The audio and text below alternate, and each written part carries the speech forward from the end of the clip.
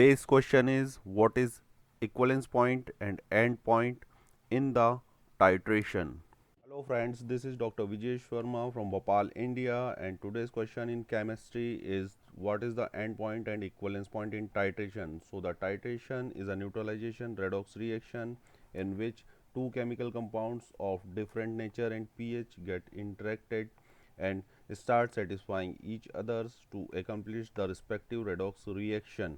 When the phenomenon goes on, basically the moles or gram equivalents of each compound neutralizes.